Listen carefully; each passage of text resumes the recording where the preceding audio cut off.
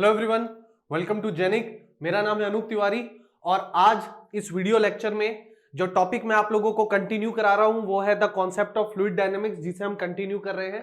ठीक है, जो ये 30 डेज 40 मार्क्स का जो ये लेक्चर है, इसमें मैं पूरी कोशिश कर रहा हूं कि मैं हर दिन आपको ऑलमोस्ट 2 से 2.5 घंटे का वीडियो लेक्चर प्रोवाइड करूं। बट आज का ये जो मेरा वीडियो लेक्चर है, ये न्यूमेरिकल पॉइंट ऑफ व्यू के हिसाब से मेरा वीडियो लेक्चर है। आज मैं आप लोगों को जो बर्नौली इक्वेशन मैंने प्रीवियस लेक्चर में आप लोगों को मैंने पढ़ाया था, उससे रिलेटेड मैं थोड़ा सा उसको और डिटेल में एनालिसिस करूंगा। हम यहां पर इस वीडियो लेक्चर में ये चेक करेंगे कि अगर बर्नौली इक्वेशन में पाइप के लिए यूज कर रहा हूं तो वहां पर हम उसे कैसे यूज कर सकते हैं। अगर हम कुछ फ्रिक्शनल हेड लॉस को कंसिडर कर रहे हैं तो हम उसे कैसे यूज करेंगे, सब कुछ मैं समझाऊंगा। मैं बस आपको ओवरव्यू दे रहा हूं कि आज मैं आप लोगों को क्या पढ़ाने वाला हूं। इसके अलावा अगर मैं बर्नौली इक्वेशन पंप के लिए यूज करना चाहूंगा तो कैसे होगा, टरबाइन्स के लिए यूज करना चाहूंगा तो कैसे होगा, तो और इसके अलावा जो न्यूमेरिकल्स होते हैं वो मैं आप लोगों को अच्छे से डिटेल में डिस्कस करूंगा। अच्छा, मेरी बात सुन के आप लोगों को ऐसा लग रहा होगा कि सर अभी टरबाइन्स तो हम लोग ने स्टार्ट नहीं किया, तो टरबाइन्स में बर्नौली इक्वेशन कैसे। देखिए बहुत इजी है, ठीक है, बहुत इजी है। इसमें हम टरबाइन्स का वो कॉन्सेप्ट यूज नहीं करेंगे जो हाइड्रोलिक टरबाइन्स में हम पढ़ते हैं। यहाँ पर सिंपल बर्नौली इक्वेशन का हम यूज टरबाइन्स और पंप्स के लिए कैसे समझ सकते हैं वो मैं आप लोगों को समझाऊंगा। ठीक है, तो चलिए हम लोग क्या पढ़ रहे थे, हमने फ्लूइड डायनामिक्स को स्टार्ट कर दिया था। यहाँ पे हमने फ्लूइड डायनामिक्स को यहाँ पर स्टार्ट कर दिया था। ठीक है, पहला लेक्चर हो चुका था हमारा। ये हमारा फ्लूइड डायनामिक्स का क्या है, दूसरा लेक्चर है। ओके, नाउ मैंने आप लोगों को कल क्या पढ़ाया कि फ्लूइड डायनामिक्स क्या होता है, क्यों ये फ्लूइड काइनेमेटिक्स से अलग होता है, और इसके अलावा मैंने आप लोगों को पढ़ाया था कि यहाँ पर हम कौन कौन से फोर्सेस को यहाँ पर डील करते हैं। तो मैंने आप लोगों को क्या क्या पढ़ाया था, हम यहाँ पर प्रेशर फोर्स को डिस्कस करते हैं, हम यहाँ विस्कस फोर्स को डिस्कस करते हैं, हम यहाँ पर ग्रेविटेशनल फोर्स को डिस्कस करते हैं। क्यों डिस्कस करते हैं, क्योंकि यही वो कॉज ऑफ मोशन होता है जो कि जिसकी वजह से क्या होता है, फ्लूइड फ्लो होता है। ठीक है, नाउ इसके अलावा हमने ये भी देखा कि एनर्जी जो डिफरेंस क्रिएट होती है हमारी, उसकी वजह से भी फ्लूइड फ्लो होता है। और उसी बेसिस पर हमने 2 इक्वेशंस को डिस्कशन किया। कौन कौन से इक्वेशन को हमने डिस्कस किया, हमने यहाँ पर यूलर्स इक्वेशन को डिस्कस किया, हमने यहाँ पर यूलर्स इक्वेशन को डिस्कस किया। ठीक है, यूलर्स इक्वेशन। और उसके बाद हमने पाया कि जब हम इस इक्वेशन को इंटीग्रेट करते हैं तो हमें क्या मिलता है, हमें मिलता है बर्नौलीज इक्वेशन।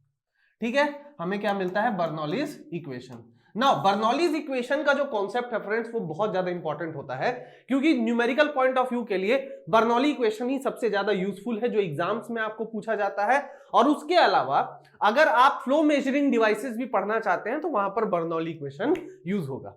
नाउ जहां तक आज के लेक्चर का सवाल है, तो ये वाला जो लेक्चर है ये purely based on the concept of Bernoulli equation ही रहेगा। इससे रिलेटेड हम न्यूमेरिकल्स आज देखेंगे। ठीक है, बहुत बड़ा वीडियो नहीं रहेगा, but concept point of view से बहुत अच्छा है। और नेक्स्ट लेक्चर में हम क्या करेंगे, जो हमारा फ्लो मेजरिंग डिवाइसेस है, ठीक है, जिसमें हम बर्नौली इक्वेशन का एप्लीकेशन पार्ट यूज करते हैं, वो हम पढ़ेंगे। ठीक है, तो आज के लिए हम क्या करने वाले हैं, आज जो हमारा बर्नौलीज इक्वेशन है, ठीक है, हमने क्या पढ़ा था, हमने बर्नौलीज इक्वेशन पढ़ा था। चलिए अच्छी बात है, हमने क्या पढ़ा था, बर्नौलीज इक्वेशन पढ़ा था हमने, बर्नौलीज इक्वेशन। ठीक है, अब यार बर्नौली इक्वेशन में हमने क्या पढ़ा था कि हमारे पास जो इक्वेशन होता है, जो हमने कल डिराइव किया था, बहुत अच्छे से मैंने बहुत इजी तरीके से डिराइव कराया था। मैंने क्या किया था, पहले मैंने टोटल चेंज इन एनर्जी को कैलकुलेट किया था, मैंने वहां पर काइनेटिक एनर्जी को कैलकुलेट किया था पर यूनिट वॉल्यूम, मैंने वहां पर पोटेंशियल एनर्जी को कैलकुलेट किया था पर यूनिट वॉल्यूम। ठीक है, क्यों किया था, प्रीवियस लेक्चर में जाइएगा देख लीजिएगा, कोई ऐसा स्पेसिफिक रीजन नहीं है, वहां पर जो डेरिवेटिव पार्ट है उसका बहुत ईजी हो गया था। ठीक है, उसके अलावा मैंने क्या किया, उस टोटल एनर्जी को मैंने वर्क एनर्जी प्रिंसिपल से इक्वेट करके जो चेंज इन प्रेशर वहां पर लग रहा था, जिसकी वजह से फ्लूइड फ्लो हो रहा था, तो उन दोनों इक्वेशंस को मैंने इक्वेट किया और वहां से बर्नौली इक्वेशन हमें मिल गया था। तो बर्नौली इक्वेशन हमें क्या मिला था, हमें मिला था P by rho ji plus V square by 2G plus Z is equal to constant. ठीक है, इज इक्वल टू कांस्टेंट। इसका मतलब यह है कि अगर मैं इस इक्वेशन को थोड़ा समझूं, ठीक है, इस इक्वेशन को अगर मैं थोड़ा सा समझ के चलूं, तो ये जो होता है इक्वेशन, ये इक्वेशन कोई भी फ्लूइड फ्लो के लिए टोटल एनर्जी हेड को दर्शाता है। मैंने क्या बोला, जो ये हमारा इक्वेशन होता है फ्रेंड्स, ये इक्वेशन क्या होता है हमारा, टोटल एनर्जी हेड। ठीक है, टोटल एनर्जी हेड। इसका मतलब यह है कि मैं फ्लूइड फ्लो के दौरान किसी भी पॉइंट पर इस टोटल एनर्जी हेड को क्या कर सकता हूं, लिख सकता हूं। और मैं ये मान के चलूंगा कि फ्लो के दौरान, चाहे फ्लो आपका पाइप के अंदर हो रहा हो, किसी कंटेनर के अंदर हो रहा हो, किसी सेक्शन के अंदर फ्लो हो रहा हो, कोई कंट्रोल वॉल्यूम पे हम डिस्कस कर रहे हो, या इवन जो एटमॉस्फेयर में भी अगर हम किसी चीज के फ्लो हो रहा है, पाइप, जैसे फॉर एग्जांपल पाइप से हम पानी देते हैं तो वो एटमॉस्फेयर में भी फ्लो होता है, तो उस केस में भी हम क्या कर सकते हैं, बर्नौलीज इक्वेशन का यूज कर सकते हैं। और इसीलिए आज के इस लेक्चर में मैं क्या करूंगा, उस कॉन्सेप्ट का मैं न्यूमेरिकल पार्ट में आपको उसका एप्लीकेशन बताऊंगा कि बर्नौलीज इक्वेशन कैसे यूज होता है।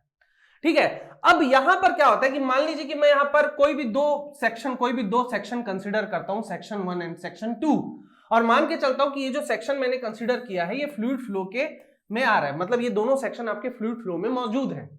तो मैं ये मान के चलूंगा कि ये जो टोटल एनर्जी हेड है, जिसे मैं H से डिनोट करता हूं, आप लोग E से भी डिनोट कर सकते हैं क्योंकि एक एनर्जी इक्वेशन को दर्शाता है। ठीक है, बट हम जब न्यूमेरिकल्स बनाते थे तो क्या होता है, energy is a different thing. ये हेड क्यों बोलते हैं हम, मैं उसका कारण बताता हूं।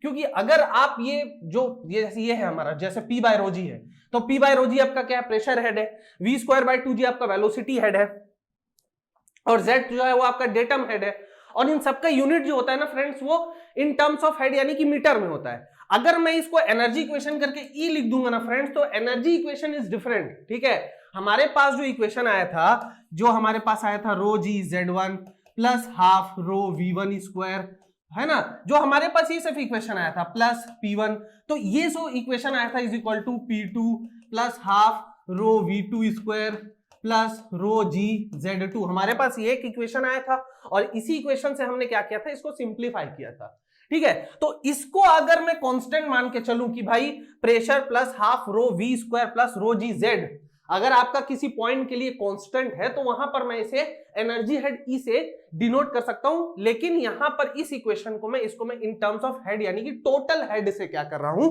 डिनोट कर रहा हूं। ठीक है, तो चलिए इसको थोड़ा और डिटेल में अच्छे से समझते हैं फ्रेंड्स, क्योंकि समझना बहुत जरूरी है अगर न्यूमेरिकल पॉइंट ऑफ व्यू की बात है तो। ठीक है, तो अगर मैं इसको पूरा एक एनर्जी हेड H लेके चल रहा हूं, तो किसी भी फ्लो के दौरान मैं ये मान सकता हूं कि किसी भी दो सेक्शन के लिए जो उनका टोटल एनर्जी हेड होगा वो क्या होगा, वो बराबर होगा। मतलब अगर मैं total energy head eight H1 की बात करूं, ठीक है ना, तो ये मेरा किसके बराबर होगा, ये मेरा H2 के बराबर होगा। अब यहां पर मुझे पूरा इक्वेशन लिखने की जरूरत नहीं है। ठीक है, मैं चाहूं तो लिख सकता हूं P1 by rho ji plus V1 square by 2G plus Z1 is equal to P2 by rho ji plus V2 square by 2G plus Z2, ऐसे करके मैं दोनों को इक्वेट करके लिख सकता हूं। यही बर्नौली इक्वेशन हमें सिखाता है कि टोटल हेड जो होता है वो कांस्टेंट होता है through out the flow for any given 2 points. ठीक है, लेकिन यहां पर अगर मैं इसको शॉर्ट फॉर्म में लिखना चाहता हूं तो मैं इसे कुछ इस तरह से लिखूंगा। ठीक है, अब यहां पर थोड़ा समझिए कि जब मैं कल इन इक्वेशन को डिराइव किया था तो इस इक्वेशन के लिए हमने कुछ एजम्पशंस मान के चले थे। क्या मान के चले थे, एजम्पशंस फॉर बर्नौलीज इक्वेशन। बहुत इंपॉर्टेंट है, आपको लग रहा होगा कि मैं बार बार इसको क्यों समझा रहा हूं, क्योंकि ये समझना इंपॉर्टेंट है फ्रेंड्स। अगर ये नहीं समझ में आएगा तो मैं न्यूमेरिकल में प्रोसीड नहीं कर पाऊंगा आप लोगों के लिए। ठीक है, चलिए ओके। अच्छा, नाउ जब मैं बर्नौलीज इक्वेशन बता रहा था तो बर्नौली इक्वेशन के डेरिवेशन के दौरान मैंने कुछ चीजें एज्यूम की थी। मैंने क्या एज्यूम की थी, मैंने पहली चीज ये एज्यूम की थी कि मेरा जो भी फ्लूइड होगा वो कैसा फ्लूइड होगा, वो मेरा होगा आइडियल। ठीक है, मतलब मेरा जो फ्लूइड होगा वो एक आइडियल फ्लूइड होगा। अब जब भी मैं आइडियल फ्लूइड की बात कर देता हूं तो मैंने फ्लूइड प्रॉपर्टीज में उसको बहुत अच्छे से सीखा था कि भाई अगर कोई फ्लूइड आइडियल फ्लूइड है तो वहां पर क्या होगा, वो फ्लूइड जो होगा इनकंप्रेसिबल होगा। Fluid must be incompressible. ठीक है, इनकंप्रेसिबल का मतलब क्या हुआ, फ्लूइड मस्ट बी इनकंप्रेसिबल का मतलब फ्लो के दौरान डेंसिटी में कोई चेंज नहीं आ रही थी। इसलिए जो हम स्टैंडर्ड इक्वेशन लिखते हैं, जो ये हम लिखते हैं ना P by rho ji plus V square by 2G plus Z, तो यहां पर हम कभी रो 1 रो 2 ऐसे करके नहीं लिखते। हम ये मान के चलते हैं कि फ्लो के दौरान हमारा जो भी फ्लूइड है वो कांस्टेंट डेंसिटी को मेंटेन करके चल रहा है। तो चलिए ये तो बात इजी है कि फ्लूइड आइडल है तो इनकंप्रेसिबल होना चाहिए और फ्लो मस्ट बी इनविस्कस होना चाहिए। Flow must be inviscid. ठीक है, इनविसिड का मतलब उसमें कोई भी विस्कस फोर्स नहीं लगना चाहिए। अगर उसमें कोई भी विस्कस फोर्स नहीं लगेगा तो shear stress due to flow क्या हो जाएगा, जीरो हो जाएगा।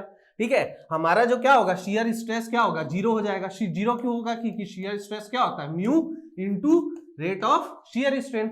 या फिर हम इसको क्या कहते हैं, mu into rate of angular deformation, यही होता है ना हमारा। ये दोनों फॉर्मूला हम यूज करते हैं। तो भाई अगर म्यू की ही वैल्यू मेरी जीरो हो गई, क्यों जीरो हो गई, क्योंकि फ्लो मेरा इनविसिड है, तो यहां पर शियर स्ट्रेस की वैल्यू जीरो आ रही है। अब इसी शियर स्ट्रेस की वजह से क्या होता है, इसी शियर स्ट्रेस की वजह से जो फ्रिक्शनल फोर्स होता है वो हमारा लगता है ना, मतलब फ्रिक्शनल फोर्स, ठीक है, क्या होता है हमारा फ्रिक्शनल फोर्स, ठीक है, या फिर हम क्या कह सकते हैं, energy head loss due to friction.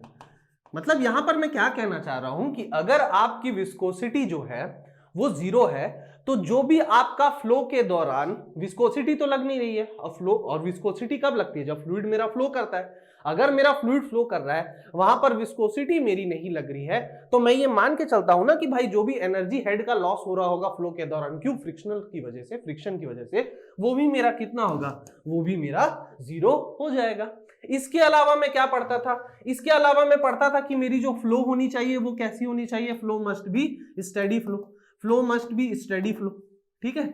Steady flow का क्या मतलब हुआ, स्टेडी फ्लो का मतलब यही होता है ना कि फ्लो के दौरान किसी पर्टिकुलर पॉइंट पर जो फ्लूइड की प्रॉपर्टी है, फ्लूइड की क्या क्या प्रॉपर्टी हो सकती है, उसका डेंसिटी हो सकता है, उसका प्रेशर, मतलब उसका आपकी वेलोसिटी हो सकती है, तो ये सारी जो प्रॉपर्टीज है वो सेक्शन, जो भी हम सेक्शन ले रहे हैं, सेक्शन 1 सेक्शन 2, जो भी दो सेक्शंस ले रहे हैं जिसमें हम बर्नौली इक्वेशन को या टोटल एनर्जी हेड का जो इक्वेशन अप्लाई करेंगे, तो वहां पर फ्लो की जो कंडीशंस है वो चेंज नहीं होनी चाहिए। इसलिए मैंने लिखा था कि flow must be steady flow, ठीक है। चेंज होगी तो हम बर्नौली इक्वेशन को अप्लाई ही नहीं कर पाएंगे ना, अगर डेंसिटी चेंज हो जा रही है, वेलोसिटी चेंज हो जा रही है, तो हम नहीं अप्लाई कर पाएंगे, तो flow must be steady flow, ठीक है। उसके बाद हम क्या मान के चल रहे थे भाई, स्टेडी फ्लो तो तब होगा ना जब फ्लो होगा, ठीक है। तो फ्लो मेरा क्या होना चाहिए, लगातार होते रहना चाहिए, मतलब flow must be continuous, flow must be continuous, NIOUS, ठीक है। फ्लो जो होना चाहिए वो आपका कैसा होना चाहिए, कंटिन्यूअस होना चाहिए। इसके अलावा मैंने क्या बताया था, last but not the least, very important,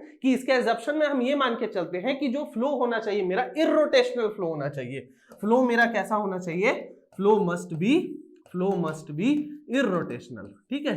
तो हम लोग टोटल ये 7-8 पॉइंट्स हैं जो हम लोग एज्यूम करके चलते हैं कि जब हम बर्नौली इक्वेशन लगाते हैं तो वो हमारा क्या होता है, वैलिड होता है। जिसमें अगर मैं सबसे पहला ही पॉइंट देखूं कि फ्लो मेरा आइडियल है, तो यहां से ही समझ में आ जाता है कि भाई आइडियल फ्लूइड जैसी तो कोई चीज होती ही नहीं है। लेकिन क्या है, आप न्यूमेरिकल पॉइंट ऑफ व्यू की बात करिए, गेट में करिए, आप इस इक्वेशन को तो क्या है, हमें अप्लाई करना ही पड़ता है, ठीक है। तो ज्यादा दिमाग मत लगाना, ज्यादा इसमें बहुत डीप थिंकिंग की जरूरत नहीं है, बहुत इमोशनल पॉइंट ऑफ व्यू पर जाने की जरूरत नहीं कि यार आइडियल फ्लूइड है तो मैं क्यों लगाऊं, क्यों मैं इतना माथा पच्ची करूं, अरे करना पड़ेगा, है नियम तो है, कर लेना ना, हमको तो मार्क्स चाहिए, हमको साइंटिस्ट बनना नहीं है, ठीक है। अब ये जो इक्वेशन होगा अगर मैं रियल फ्लूइड के लिए करूंगा तो ये बहुत कॉम्प्लेक्स इक्वेशन हो जाएगा, ठीक है। सो नो प्रॉब्लम, हम इसी इक्वेशन को वैलिड मान के चलेंगे और इसी इक्वेशन के हेल्प से हम क्या करेंगे, न्यूमेरिकल्स को सॉल्व किया करेंगे, ठीक है। चलिए अब हम लोग थोड़ी सी काम की बात करते थे, मुद्दे की बात करते। ये तो रहा थ्योरेटिकल पॉइंट हमारा, ये तो सब जितना भी है तो मेरा थ्योरेटिकल पॉइंट है, हाँ ये होता है, ये ऐसा होता है, हमको ये सब करना है, जो है सो है। लेकिन क्या होता है कि जब न्यूमेरिकल्स हम लोग बनाते हैं ना, तो न्यूमेरिकल्स में होता ही है ऐसा कि आपको क्या कर देता है, head loss due to friction की वैल्यू बोल देता है। बहुत ध्यान से समझिए, यहां पर मैंने एक टर्म लिखा है, energy head loss due to friction, ठीक है। क्या होता है कि बर्नौली इक्वेशन में तो मैंने आपको समझाया कि भाई विस्कोसिटी जो होती है मेरी जीरो होनी चाहिए, इनविसिड मेरा फ्लो होना चाहिए।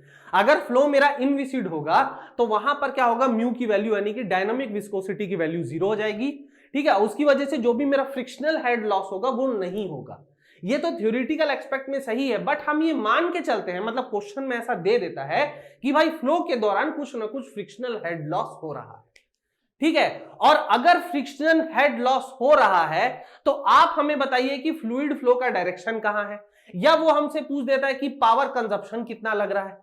तो अगर वो आपसे ये सब चीजें पूछ रहा है तो ध्यान से इस बात को एकदम समझ लीजिए कि वहां पर जो भी आप दो सेक्शन पर टोटल एनर्जी हेड की इक्वेशन को अप्लाई कर रहे हैं उनमें डिफरेंस आ जाएगा। रुकिए मैं आपको समझाने की कोशिश करता हूं, यही मेरा मेन मुद्दा है आज की क्लास का। आप भी मैं जो आपको पढ़ाने वाला हूं वो मैं पढ़ाने वाला हूं। सबसे पहला case Bernoulli's equation for pipes, Bernoulli equation for pipes. अब ठीक है, ये ना कोई डिटेल से पढ़ाता नहीं है, आप लोगों को डायरेक्ट न्यूमेरिकल सॉल्व करवाने लग जाते हैं, बट मेरे हिसाब से ये चीजें आप लोगों को पढ़नी जरूरी है। अब देखिए क्या हो रहा है, मान लीजिए कि आपके पास एक पाइप है जिसमें कुछ फ्लो हो रहा है, ठीक है, ये आपके पास कुछ पाइप है, ठीक है, आपके पास पाइप है। अब ये पाइप में कोई ना कोई फ्लूइड है जो फ्लो हो रहा है, मान लेते हैं ये मेरा फ्लूइड है जो फ्लो हो रहा है। चलिए बहुत अच्छी बात है, फ्लूइड का फ्लो का डायरेक्शन मैंने एरो के थ्रू आपको दिखा दिया। यहां पर मैं 2 सेक्शन ले लेता हूं, एक मैं सेक्शन ले लेता हूं सेक्शन 1, जिसको मैं 1 डैश से डिनोट कर रहा हूं, और एक इस सेक्शन को मैं ले लेता हूं जिसको मैं 2 डैश से डिनोट कर रहा हूं, और ये सेक्शन मेरा कितना है, सेक्शन 2, ठीक है। अब मान के चलिए कि फ्लूइड मेरा जो फ्लो हो रहा है तो इसकी अपनी अपनी कुछ इंटरनल कंडीशन होगी, जो मैंने कल डेरिवेशन के टाइम भी बताया था कि भाई ठीक है, यहां पर कुछ वेलोसिटी v1 होगी, यहां पर कुछ प्रेशर p1 होगा, यहां पर वेलोसिटी v2 होगी, यहां पर प्रेशर p2 होगा, है ना, फ्लूइड की डेंसिटी मेरी रो होगी, ठीक है, एक्सेलरेशन ड्यू टू ग्रेविटी मेरा g होगा, कुछ पर्टिकुलर डेटम से इसकी हाइट z1 होगी, ठीक है, इसकी हाइट कितनी होगी, इसकी हाइट मेरी z2 होगी, सब कुछ ठीक है। तो यहां पर हमने क्या किया, अगर मेरे पाइप में फ्लो हो रहा है तो बर्नौली इक्वेशन के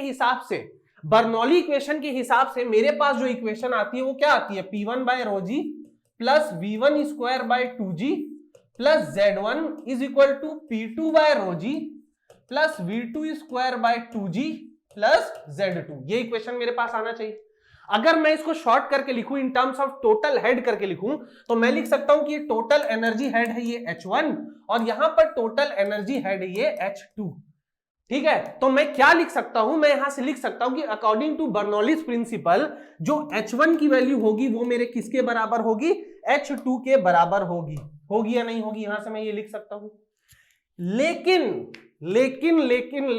अगर मैं आपसे बोलूं कि नहीं यार, यहां फ्लो के दौरान कुछ हेड लॉस आपका हो रहा है, समझिए मेरी बात को, बहुत ध्यान से समझिए। अगर मैं कह रहा हूं कि फ्लो के दौरान आपका कुछ ना कुछ एनर्जी हेड लॉस हो रहा है, तो वो हेड लॉस को आप कहां से डिनोट करेंगे। सबसे पहले मैं ये मान के चलता हूं कि जो टोटल एनर्जी हेड लॉस है, एनर्जी हेड लॉस, इसको हम लोग किससे डिनोट करते हैं, इसको हम लोग HF से डिनोट करते हैं।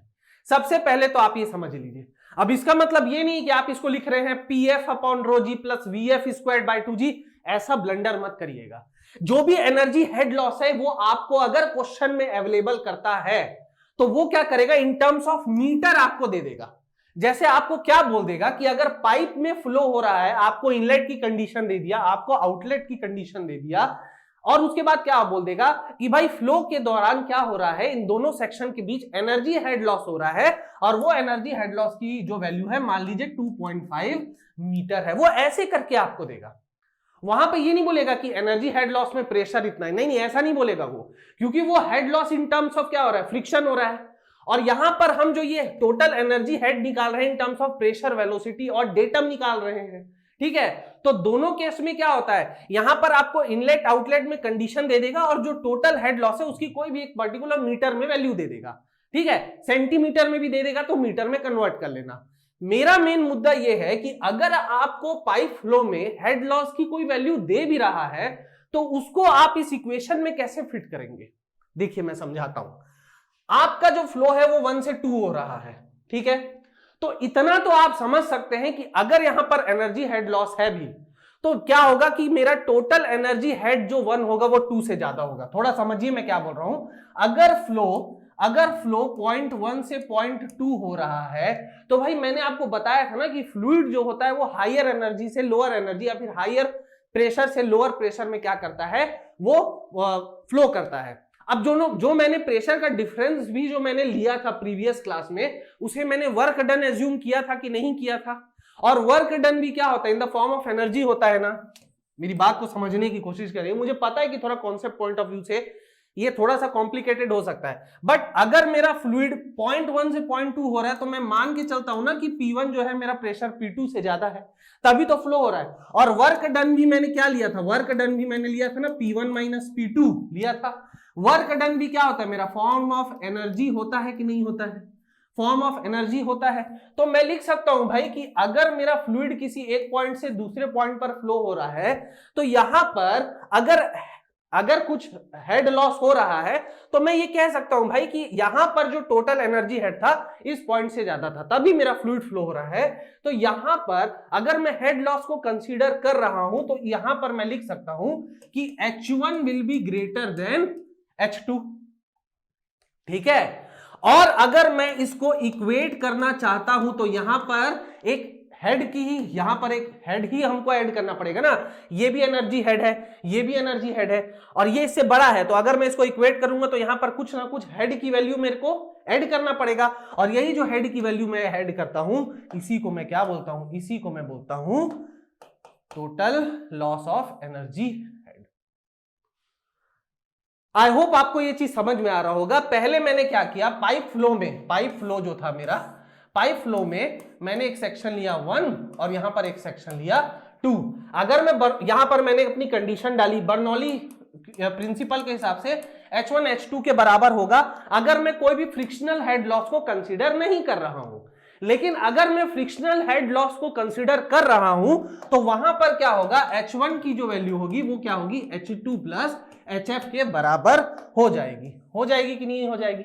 और अगर वहां पर कुछ energy loss due to friction हो भी रहा है तो वहां पर कुछ पावर का भी हमको लॉस होगा कि नहीं होगा। एनर्जी का लॉस हो रहा है मतलब पावर का भी लॉस हो रहा है। तो वहां पर जो पावर का लॉस होता है, जो आपको एग्जाम्स में पूछा जाता है, वो पावर की वैल्यू होती है rho Q G into head loss due to friction. ये फॉर्मूला आप लोग, फॉर्मूला नहीं है, ये एक रिलेशन है, आप लोग इसको ध्यान में रखिएगा।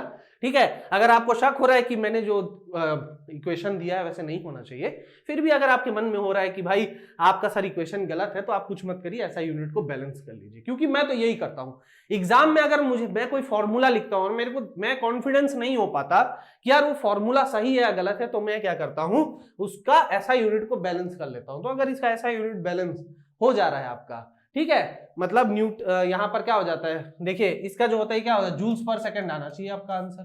ठीक है, तो अगर ये हो जा रहा है तो बढ़िया बात है। ठीक है, मतलब न्यूटन मीटर पर सेकंड आपका आंसर आना चाहिए। ओके, तो ये रहा पाइप का कंडीशन। अब मैं क्या कर रहा हूं, दूसरा कंडीशन लेके चल रहा हूं। ठीक है, केस नंबर 2।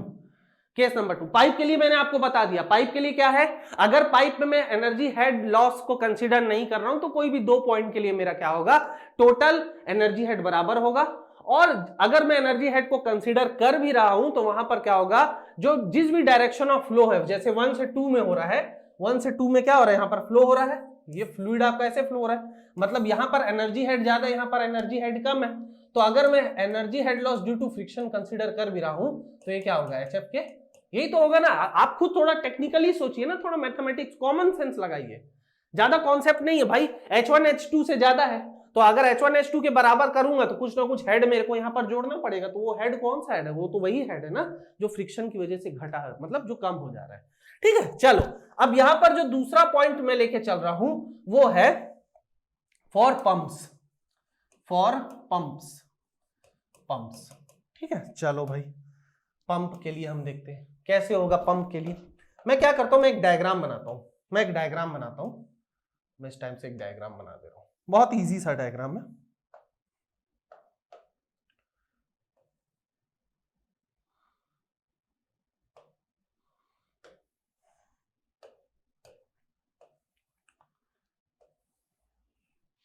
ठीक है, चलो मैं मान लेता हूं कि ये मेरा कोई पंप है। ठीक है, ये मेरा डेटम है, और ये क्या है, मेरा कुछ भी आउटलेट है। चलो मैं इस पॉइंट को मान लेता हूं 1 और इस पॉइंट को मैं मान लेता हूं 2। ठीक है, अब पंप का काम क्या होता है, पंप का काम होता है लोअर पोटेंशियल से हायर पोटेंशियल में क्या करना, फ्लूइड को फ्लो कराना। ठीक है, मतलब यहां पर अगर मेरे पास कोई भी फ्लूइड है, अब ये फ्लो की कंडीशन में तो है, पंप है तो यहां पर फ्लूइड फ्लो हो रहा होगा। लो भाई मैं फ्लूइड को फ्लो भी करा देता हूं, यहां से लेकर ये डायरेक्शन ऑफ फ्लो है आपका, ये लो डायरेक्शन ऑफ फ्लो आ गया। अब यहां पर अगर मैं आप लोगों से बोलना चाहूं तो भाई क्योंकि यहां पर फ्लो हो रहा है तो मैं मान लेता हूं कि total energy head eight point 1 मेरा H1 है और total energy head eight point 2 मेरा कितना है, H2 है। ठीक है, अब यहां पर क्योंकि मैंने H1 H2 लिख दिया है तो वहां पर प्रेशर, वेलोसिटी, डेंसिटी, डेटम सब कुछ कंसीडर मैंने कर लिया है, इसलिए मैंने इसको H1 H2 के बेसिस पर लिख रहा हूं। अब थोड़ा सा ध्यान से समझिए, अगर मैं लोअर पोटेंशियल से हायर पोटेंशियल में फ्लूइड को ले जाना चाहूंगा, पंप का काम तो ये होता है कि मैं लोअर पोटेंशियल से हायर पोटेंशियल में फ्लूइड को ले जा रहा हूं, तो अगर मुझे अगेंस्ट द ग्रेविटी, यहां पर कौन सा भाई, यहां पर जो फ्लूइड जो वर्टिकल डायरेक्शन में जा रहा है, तो यहां पर क्या हो रहा है, इस पर ग्रेविटेशनल फोर्स लग रहा होगा डाउनवर्ड डायरेक्शन में। तो अगर मुझे अगेंस्ट द ग्रेविटी मुझे फ्लूइड को ऊपर तक ले जाना है तो मुझे उस फ्लूइड पर वर्क करना पड़ेगा या फ्लूइड मुझको वर्क करके देगा? मुझे फ्लूइड पर वर्क करना पड़ेगा। ठीक है, थर्मोडायनेमिक्स में भी हम पढ़ते हैं ना भाई, थर्मोडायनेमिक्स में क्या पढ़ते हैं कि भाई जब हम पंप को डील करते हैं तो पंप में हमको वर्क देना पड़ता है, जब हम टरबाइन्स को डील करते हैं तो टरबाइन हमें वर्क आउटपुट देता है। तो यहां पर मैं मान के चल रहा हूं कि मैं इसे कुछ वर्क दे रहा हूं इस पंप को, और ये क्या है, ये मैं मान लेता हूं कुछ स्टैटिक हेड दे रहा हूं। क्यों HS मैंने किया है, क्योंकि ये कुछ स्टैटिक वैल्यू है, ये कोई कांस्टेंट वैल्यू है जो मैं इन द फॉर्म ऑफ, अब ये इन द फॉर्म ऑफ मैं इलेक्ट्रिसिटी दे सकता हूं, या मैं मतलब इलेक्ट्रिसिटी मैं मान के चलता हूं कि इन द फॉर्म ऑफ ये जो एनर्जी हेड दे रहा हूं इसको मैं in the form of electricity कुछ मैकेनिकल वर्क करके दे रहा हूं। ठीक है, तो ये मैं इसको HS मान लेता हूं। तो यहां पर क्या होगा, ये जो हेड होगा इस हेड की वैल्यू इससे क्या होगी, कम होगी या ज्यादा होगी? ज्यादा होगी ना, क्योंकि यहां पर कुछ एनर्जी हेड था, इस पर हमने कुछ ऐड किया और ऐड करके हमको क्या मिला, 2 मिला। तो अगर हम यहां पर इसके लिए बर्नौलीज इक्वेशन लिखना चाहेंगे, अभी मैंने फ्रिक्शनल हेड लॉस को कंसीडर नहीं किया है, तो पहला मैं क्या कर रहा हूं, without frictional head loss, without frictional head loss. ठीक है, अगर मैं यहां पर फ्रिक्शनल हेड लॉस HF को कंसीडर नहीं कर रहा हूं, HF को कंसीडर नहीं कर रहा हूं, तो यहां पर मैं इस पंप के लिए अपना जो इक्वेशन बनाऊंगा वो क्या बनाऊंगा, H1 is equal to, sorry H1 plus, देखिए यहां पर कुछ एनर्जी था, प्लस मैंने पंप वाला भी कुछ एनर्जी दिया, कितना दिया, HS दिया। ठीक है, इज इक्वल टू मुझे क्या मिला, H2 मिला कि नहीं मिला? तो यहां पर जो पंप के लिए हम जो एनर्जी जो बर्नौलीज इक्वेशन लगाते हैं उसका इक्वेशन कुछ इस टाइप से रहता है। ठीक है, अच्छा चलो, अब मैं यहां पर क्या कर रहा हूं, फ्रिक्शनल हेड लॉस को कंसीडर कर रहा हूं, फ्रिक्शनल हेड लॉस। ठीक है, फ्रिक्शनल हेड लॉस HF, इसको मैं क्या कर रहा हूं, कंसीडर कर रहा हूं, इसको मैं क्या कर रहा हूं, कंसीडर कर रहा हूं। तो अगर मैं इसको कंसीडर कर रहा हूं तो भाई देखो क्या होगा, H1 प्लस HS H2 के बराबर तो था, पर फ्लो के दौरान कुछ फ्रिक्शन का लॉस हुआ कि नहीं हुआ?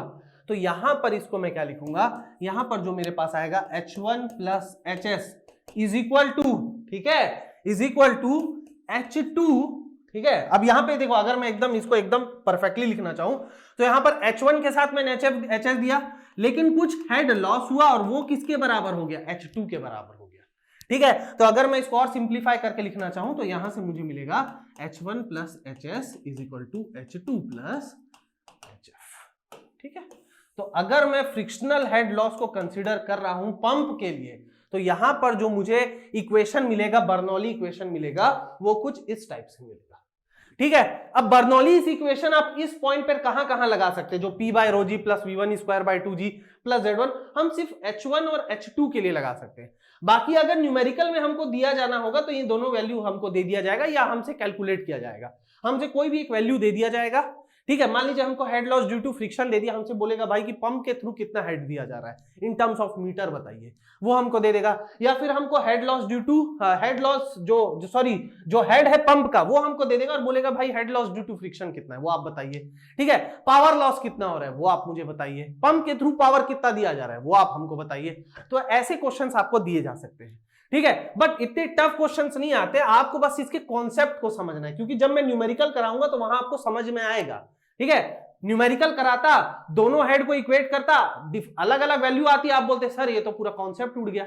ऐसा नहीं होता है, कुछ ना कुछ हेड को मैं हम यहां पर क्या करते हैं, कंसीडर करते हैं। तो यहां पर अगर मैं फ्रिक्शनल हेड लॉस को कंसीडर नहीं कर रहा हूं तो पंप के केस के लिए मेरे पास जो इक्वेशन होगी वो ये होगी, और अगर मैं हेड को फ्रिक्शनल हेड लॉस को कंसीडर कर रहा हूं तो ये मेरे क्या होगी, बेसिक इक्वेशन हो जाएगी। ठीक है, चलो अगर पंप समझ में आ गया तो यहां पर मेरे हिसाब से टरबाइन भी आपको समझ में आ जाएगा। तो तीसरा कॉन्सेप्ट क्या है, थर्ड कॉन्सेप्ट है इन टरबाइंस। ठीक है, इन टरबाइंस। चलो भाई, अब टरबाइंस में कैसे होता है तो चलो इसको भी मैं बना देता हूं।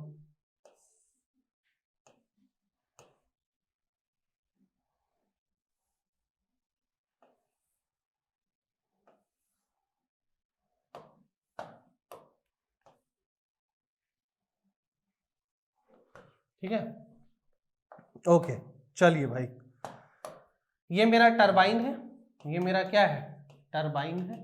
ठीक है, यहां से मेरा फ्लूइड का मैं डायरेक्शन दे देता हूँ, फ्लूइड ऐसे एंटर कर रहा है, यहां पर आ रहा है और ये नीचे जा रहा है।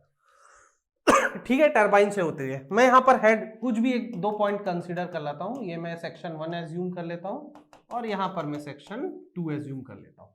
ठीक है, मैं मान के चलता हूं कि टोटल एनर्जी हेड, ठीक है, इसको मैं टरबाइन ले रहा हूं, ये इसको मैं टी लिख देता हूं, तो total energy head eight point 1, या फिर मैं लिख सकता हूं total energy head eight section 1, इसको मैं क्या एज्यूम करके चल रहा हूं, H1। ठीक है, उसी तरह से मैं मान के चल रहा हूं total energy head eight section 2, इसको मैं क्या मान के चल रहा हूं, H2 मान के चल रहा हूं। अब यहां पर थोड़ा ध्यान से समझिएगा, क्या होता है, टरबाइन का काम होता है हमें वर्क देना। क्या होता है कि जो हायर पोटेंशियल से, जो भी फ्लूइड मेरा हायर पोटेंशियल से लोअर पोटेंशियल आता है, या फिर अगर मैं पावर प्लांट में भी जो टरबाइंस लगे होते हैं उनमें क्या होता है कि जो इनपुट जो हमारा फ्लूइड होता है, जो भी हमारा इन टर्म्स ऑफ वेपर आता है, या अगर मैं हाइड्रोलिक टरबाइंस की बात करूं तो फ्लूइड भी होता है मेरा in the form of liquid होता है, तो वहां पर भी क्या होता है ना, इनके पास बहुत ज्यादा हाई काइनेटिक एनर्जी होती है। इस हाई काइनेटिक एनर्जी का इस्तेमाल करके क्या होता है, उस काइनेटिक एनर्जी को वो क्या करता है, मैकेनिकल एनर्जी में दे देता है। मतलब यहां पर टरबाइन बेसिकली मैं समझाऊं तो ये हमको क्या कर रहा है, वर्क आउटपुट दे रहा है, ठीक है। तो अगर ये मुझे वर्क आउटपुट दे रहा है, ठीक है, मतलब ये हमें क्या कर रहा है, कुछ एनर्जी हेड प्रोवाइड कर रहा है, तो यहां से मेरे पास कुछ एनर्जी हेड निकल रही है, तो मैं मान लेता हूं ये एनर्जी है हेड ऑफ टरबाइन। ठीक है, तो अगर मैं यहां पर देखूं तो यहां पर जो मेरा H1 जो था वो क्या था, H2 से ज्यादा था। यहां पर जो टोटल एनर्जी हेड एट 1 था वो 2 से ज्यादा था ना, तभी तो हायर पोटेंशियल से लोअर पोटेंशियल फ्लूइड मेरा फ्लो कर रहा था। बट यहां पर क्या हुआ, टरबाइन से भी कुछ हमें क्या मिला, वर्क मिला। तो यहां पर मैं क्या लिख सकता हूं, H1 इज इक्वल टू, अगर मैं इक्वल टू करूंगा ये क्या होगा, H2 प्लस समथिंग, कोई हेड यहां पर हमको ऐड करना पड़ेगा, और वही हेड क्या होगा, मेरा टरबाइन वाला हेड हो जाएगा। और ये जो मेरा कंडीशन होता है ये किसके लिए होता है, जब हम फ्रिक्शनल हेड को कंसीडर नहीं कर रहे हैं। ठीक है, नाउ अगर मैं कुछ फ्रिक्शनल हेड को कंसीडर कर रहा हूं, मतलब यहां पर फ्लूइड फ्लो हो रहा है और यहां पर कुछ विस्कोसिटी है, विस्कोसिटी की वजह से कुछ शियर स्ट्रेस आया, शियर स्ट्रेस की वजह से कुछ फोर्स आया, और यहीं पर क्या हुआ, मेरा एनर्जी हेड ड्यू टू क्या हुआ, energy head loss due to friction हुआ। और इस एनर्जी हेड लॉस को मैं क्या मान के चल रहा हूं, HF मान के चल रहा हूं। तो यहां पर मैं इस इक्वेशन को if energy head loss is considered, if energy head loss is considered, अगर मैं इसको कंसीडर कर रहा हूं और जिसकी वैल्यू मैं HF मान के चलता हूं, तो यहां पर क्या होगा, अगर मैं इस इक्वेशन को लिखना चाहूंगा तो यही फ्लो के दौरान ही तो काम हो रहा था, तो H1 में कुछ HF मैंने घटाया is equal to H2 plus H of turbine. तो ये H1 की वैल्यू क्या हो जाएगी, यहां से H1 की वैल्यू हो जाएगी H2 plus head of turbine plus head loss due to friction. तो ये किसके लिए हो जाएगा, ये मेरा टरबाइन के लिए हो जाएगा। This is a very important concept. ठीक है, तो चलो भाई थोड़ा सा रिवाइज कर लेते हैं जो अभी मैंने आप लोगों को पढ़ाया, फिर न्यूमेरिकल पार्ट में चले जाएंगे। ठीक है, चलिए यहां पर चलो, पहले मैंने क्या किया, फर्स्ट केस में मैंने पाइप को देखा, पाइप में क्या था, अगर मैं हेड लॉस को कंसीडर नहीं कर रहा था तो दो हमारे पास यही इक्वेशन आ रहा था। ठीक है, H1 is equal to H2, और अगर मैं हेड लॉस को कंसीडर कर रहा था तो क्या आ रहा था, H1 is equal to H2 plus HF, ये आ रहा था मेरा। ठीक है, इसके बाद क्या था, जो दूसरा पॉइंट था ये क्या था, मेरा पंप के लिए था। यहां पर अगर मैं हेड लॉस को कंसीडर नहीं कर रहा था तो वहां पर मेरे पास क्या आ रहा था, H1 plus HS is equal to H2, ये मेरे पास आ रहा था। ठीक है, और अगर मैं हेड लॉस को कंसीडर कर रहा था तो मेरे पास क्या आ रहा था, H1 plus HS is equal to H2 plus HF। ठीक है, इसको आप नोट डाउन कर लेंगे, एकदम मैं रिवाइज जैसा करा रहा हूं। तीसरा आपका क्या है, टरबाइन के लिए है, तीसरा आपके पास टरबाइन के लिए, तो टरबाइन के लिए आपके पास क्या आ रहा था, H1 is equal to H2 plus head of turbine. ठीक है, ये आपके पास था, और जब आप लोग हेड को कंसीडर कर रहे थे तो ये क्या हो रहा था, H1 is equal to H2 plus HT plus HF। ठीक है, ये आपके पास क्या आ रहा था, इक्वेशन आ रहा था। ठीक है, तो ये अलग अलग कंडीशन, इस अलग अलग कंडीशन में देखिए मैंने जो टोटल एनर्जी हेड है इसको मैंने इन टर्म्स ऑफ 2 सेक्शंस या एनर्जी आउटपुट या एनर्जी आउटलेट या फिर मैं क्या कर सकता हूं head loss due to friction में मैंने इसको कैसे लिखा ये आप समझ सकते हैं। अगर आपको ये चीज समझ में आ गई है तो मेरे हिसाब से अब न्यूमेरिकल बनाना आप लोगों के लिए बहुत ज्यादा आसान हो जाएगा। चलिए एक न्यूमेरिकल देखते हैं, बहुत इजी सा न्यूमेरिकल है, उसको देखते हैं। ओके, थोड़ा लेंदी न्यूमेरिकल है लेकिन कोशिश करेंगे इसको बनाने का। ओके जी, क्या दिया है, एक पाइपलाइन है, इसको मैं वो कर देता हूं, लॉक कर देता हूं। ठीक है, मेरे पास यह एक पाइपलाइन है which is carrying an oil of specific gravity 0.87। मेरे पास एक पाइप है, उस पाइप में एक ऑयल फ्लो हो रहा है जिसकी स्पेसिफिक ग्रेविटी दे दी गई है आपको 0.87। Change in diameter from 200 mm diameter at a position A to 500 mm diameter at a position B which is 4 metre at a higher level. क्या हो रहा है कि आपकी जो पाइप है, पाइप का जो डायमीटर है वो एक पॉइंट जिसे इन्होंने A माना है और दूसरा पॉइंट है जिन्होंने इन्हें B माना है, तो वहां पर जो डायमीटर है पाइप का चेंज हो रहा है। कैसे चेंज हो रहा है कि A में जो पाइप की डायमीटर है वो 200 mm है और B पर जो पाइप की डायमीटर है वो 500 mm है और जो आपका पॉइंट B है वो A से आपका 4 मीटर की दूरी पर है। चलिए बहुत बढ़िया। Pressure at A and B are 9.81 and 5.86 newton per centimetre square. ठीक है, यहां पर आपको ऐसा यूनिट नहीं दिया गया है लेकिन दोनों प्रेशर की वैल्यू आपको दे दी गई है। And the discharge is 200 litre पर सेकंड, आपको डिस्चार्ज की भी वैल्यू दे दी गई है। डिटरमाइन द, देखिए यहां पर क्या लिखा है, determine the loss of head and direction of flow.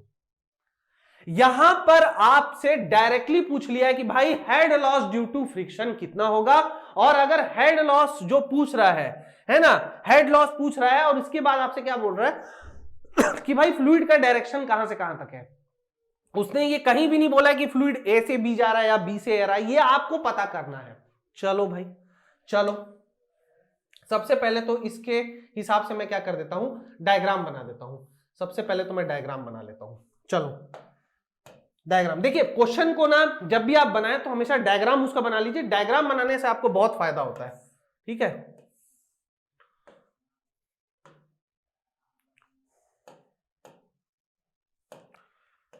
यहां पर इन्होंने एक पॉइंट बोला था A और ये वाला इन्होंने एक पॉइंट बोला था B। ठीक है,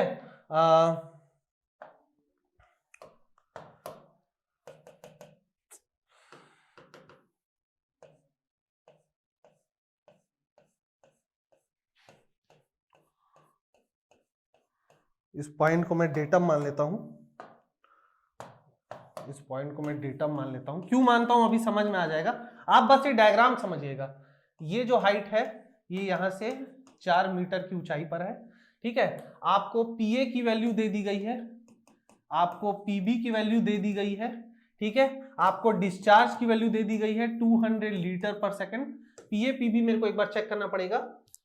PA आपको वैल्यू दे दिया गया है 9.81 5.886, 9.81 Newton per centimetre square, 5.886 Newton per centimetre square. ये हाइट आपको 4 मीटर दे दिया गया है।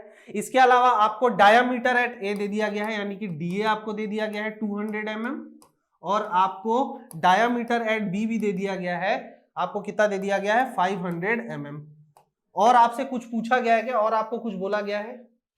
ठीक है, हाँ, जो फ्लूइड यहां पर फ्लो हो रहा है, जो फ्लूइड यहां पर फ्लो हो रहा है, लो भाई फ्लूइड को भी मैं फ्लो करा देता हूं। ये यहां पर फ्लूइड फ्लो हो रहा है, ये कौन सा फ्लूइड है, ये ऑयल है। ठीक है, नहीं डायरेक्शन नहीं बनाना है, डायरेक्शन के बारे में तो पूछा है आपसे ना। ठीक है, तो यहां पर जो इसका स्पेसिफिक ग्रेविटी है, स्पेसिफिक ग्रेविटी है, ये आपका कितना है, ये आपका है 0.87। चलो भाई, इतनी सारी चीजें ये आप लोगों को दिया है। और कुछ पूछा है क्या आपसे?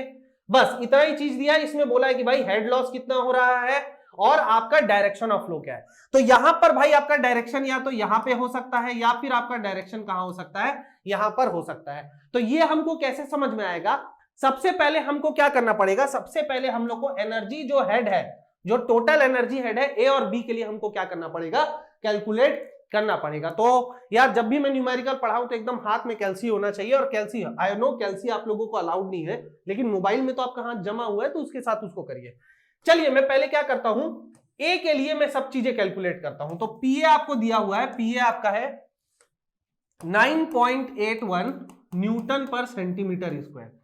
तो ये क्या हो जाएगा 9.81 into 10 to the power 4 newton per metre square, क्योंकि 1 सेंटीमीटर स्क्वायर कितना होता है 1/10 to the power 4 metre square, तो इसको मैंने 10 to the power 4 newton per metre square यानी कि पास्कल में आ गया। तो पीए की वैल्यू तो मेरी पास्कल में आ गई, पीबी की वैल्यू भी क्या हो जाएगी 5.886 into 10 to the power 4 newton per metre square, या फिर आप पास्कल लिख सकते हैं। तो चलो भाई पीए पीबी की वैल्यू तो मेरे पास आ गई।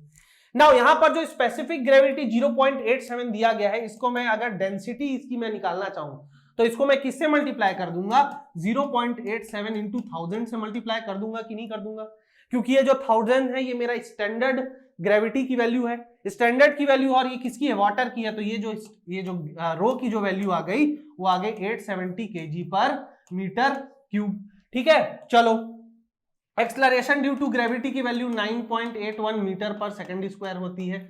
चलो भाई ये भी अच्छी बात है। इसके अलावा मेरे पास क्या है, इसके डायामीटर की वैल्यू है, डायामीटर की वैल्यू है।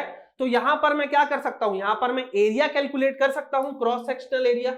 चलो भाई इसको मैं थोड़ा छोटा कर देता हूं, और यहां से मैं क्या कर रहा हूं क्रॉस सेक्शनल एरिया कैलकुलेट कर रहा हूं। तो क्रॉस सेक्शनल एरिया ऑफ ए ये क्या हो जाएगा π/4 इंटू डायामीटर आपको दिया गया है, तो ये क्या हो जाएगा 0.2 का स्क्वायर, क्योंकि 200 mm है। तो 200 mm को हम क्या करेंगे मीटर में कन्वर्ट करेंगे, तो ये क्या हो जाएगा, ये हो जाएगा 200 डिवाइडेड बाय 1000, तो ये कितना हो जाएगा 0.2। ठीक है, यही होगा मेरा, यही होगा ना। चलो तो इसको मैं ऐसा करता हूं पूरा ही लिख देता हूं भाई, पता चला आप लोग बोल रहे हैं सर बहुत तेजी से आप करवा रहे हैं। तो ये क्या होगा 200 डिवाइडेड बाय 1000 का स्क्वायर, तो ये क्या होगा π/4 इंटू 0.2 का स्क्वायर। तो ये आपका कितना आ गया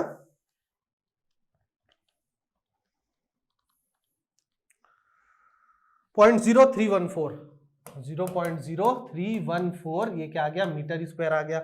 उसी तरह से एरिया ऑफ बी आप अगर कैलकुलेट करना चाहते हैं, ठीक है, एरिया ऑफ बी आप कैलकुलेट करना चाहते हैं तो वहां पर भी आप क्या करेंगे π/4 इंटू डायमीटर का स्क्वायर, तो ये क्या हो जाएगा 0.5 का स्क्वायर। तो ये क्या हो जाएगा, ये आपकी वैल्यू आ रही है 0.196 मीटर स्क्वायर। अब यहां पर मेरे को एरिया निकालने की जरूरत क्यों पड़ी फ्रेंड्स, क्योंकि ध्यान से देखिए यहां पर आपको डिस्चार्ज की वैल्यू दी गई है। ठीक है, और मैंने आप लोगों को पढ़ाया था कि जब कॉन्सेप्ट ऑफ जो डिस्चार्ज होता है, उस कॉन्सेप्ट ऑफ डिस्चार्ज में आपके फ्लो के दौरान क्या होता है, जो आपके डिस्चार्ज की वैल्यू होती है वो क्या होती है कांस्टेंट होती है। तो मैं यहां से लिख सकता हूं कि Q of A is equal to Q of B। ठीक है, और जो QA की वैल्यू होती है, ठीक है, जो QA की वैल्यू होती है वो क्या होगी, वो होगी area of A into velocity of A, होगी कि नहीं होगी। तो यहां पर क्या होगा, यहां पर QA की वैल्यू आपको दी गई है 200 लीटर पर सेकंड, ठीक है, is equal to area of A मैंने कैलकुलेट किया है 0.0314 metre square into velocity of A। Velocity of A क्या हो जाएगा मीटर पर सेकंड में आ जाएगा, इसकी वैल्यू जो आएगी वो किस में आएगी मीटर पर सेकंड में आएगी। अब यहां पर ध्यान दीजिए ये मेरी लीटर पर सेकंड में दी गई है, जो डिस्चार्ज होता है उसका ऐसा यूनिट क्या होता है मीटर क्यूब पर सेकंड, तो इसका डिस्चार्ज का क्या हो गया मीटर क्यूब पर सेकंड, इसका ऐसा यूनिट होता है। तो 1 लीटर पर सेकंड क्या होता है 1/1000 मीटर क्यूब पर सेकंड होता है। 1 लीटर पर सेकंड 1/1000 मीटर क्यूब पर सेकंड होता है। तो 200 लीटर पर सेकंड कितना होगा 200/1000, ठीक है, मीटर क्यूब पर सेकंड। तो यहां पर इसको मैं सिंप्लीफाई कर देता हूं, तो ये क्या हो जाएगा 0.2 is equal to 0.0314 into velocity at A. तो वेलोसिटी एट ए की यहां पर वैल्यू निकल जाएगी, तो ये कितनी आ जाएगी 0.2/0.0314। तो ये आपकी वैल्यू आ रही है 6.37 के लगभग, 6.37 मीटर पर सेकंड। उसी तरह से मैं क्या करूंगा, उसी तरह से मैं वेलोसिटी एट बी भी निकाल लूंगा। तो 0.2 is equal to 0.196 into velocity at B. अब देखिए यहां पर थोड़ा डायग्राम देखिए, इसकी वेलोसिटी निकालने से पहले मैं एक बात बता दूं, यहां पर जो एरिया है वो कंपेयर टू एरिया एट ए क्या है, जो एरिया एट बी है वो कंपेयर टू एरिया ऑफ ए क्या है, बड़ा है। तो यहां पर जो वेलोसिटी की वैल्यू आएगी ना वो ए से क्या होगी, कम आएगी। समझ में आ रहा है ये आपको? अगर जहां पर क्रॉस सेक्शनल एरिया ज्यादा है तो वहां पर क्या होता है, वहां पर वेलोसिटी कम होती है, और जहां पर क्रॉस सेक्शनल एरिया छोटा होता है वहां पर क्या होती है, वेलोसिटी ज्यादा होती है। अब समझिए इस चीज को मैं थोड़ा सा और अच्छे से समझा देता हूं फिजिकल सिग्निफिकेंस में। मम्मी ने बोला कि जा बेटा पौधों में पानी पटा दे। ठीक है बेटा, अच्छा था। बेटा बोला हाँ मम्मी पटा देता हूँ। कहाँ जाना है मम्मी? छत पे बेटा, छत का गमला है, धूप लग रहा है बेटा, पानी डाल दे। ठीक है मम्मी। तो बेटा गया पाइप लेके नल में लगाया, नल को चालू किया और उसके बाद लाके वो पानी दे रहा था। अब कुछ गमलों में तो दे दिया, लेकिन कुछ गमले ऐसे थे तो थोड़े दूर दूर थे। अब थोड़े दूर थे तो उसने क्या बोला कि भाई गमले को लाने से अच्छा है मैं पानी का फोर्स बढ़ा दूं। तो पानी का फोर्स तो भाई जितना नल ऑन किया था उससे ज्यादा तो नल खुलेगा नहीं, वो तो पूरा नल खोल के आया था। तो उसने क्या किया, पाइप का आधा मुंह बंद कर दिया। जैसे पाइप का आधा मुंह बंद किया ना तो वेलोसिटी एकदम से जो पानी की जो वेलोसिटी जिस वेलोसिटी से निकल रहा था उसकी वेलोसिटी एकदम से हाई होगी और दूर से ऐसे करके उसने मार दिया और क्या हुआ, गमले के पानी में को दे दिया। ठीक है, तो भाई उसने ऐसा कैसे किया? क्या उसको डिस्चार्ज की वैल्यू पता थी क्या, कि एक कॉन्सेप्ट ऑफ डिस्चार्ज होता है उसमें अगर एरिया क्रॉस सेक्शन? नहीं, उसको पता था कि मैं आधा मुंह बंद कर दूंगा तो वेलोसिटी ज्यादा निकलेगी, क्योंकि भाई ओवरऑल तो मेरा जो डिस्चार्ज है, जो वॉल्यूम फ्लो रेट है फ्लूइड का, वो तो बराबर ही रहना है।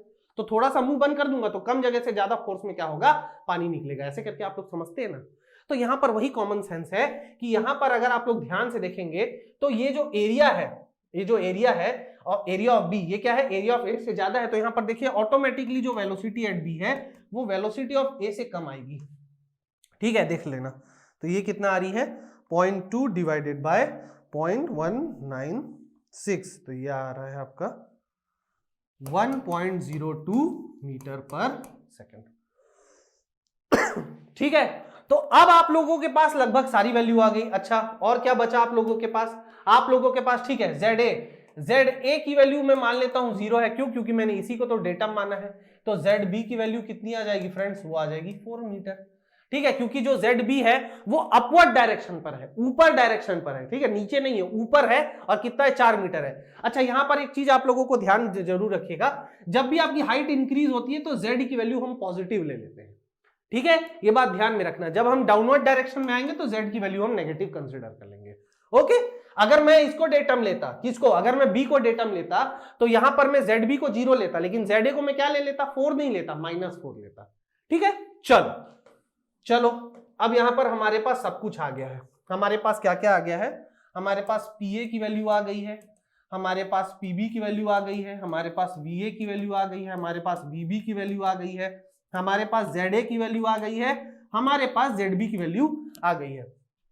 तो ZA की वैल्यू 0 है, ZB की वैल्यू 4 है, 1.02 मीटर पर सेकेंड। ये कितना आ रहा था, 6.37 मीटर पर सेकेंड। ठीक है, PB की वैल्यू थी 5.886 इंटू 10⁴ पास्कल। ठीक है, और यहां पर कितना था, 9.81 इंटू 10⁴ पास्कल। ठीक है, अब यहां पर मेरे पास सारी चीजें मुझे मिल गई हैं, तो मैं क्या करूंगा, मैं टोटल एनर्जी हेड निकालूंगा।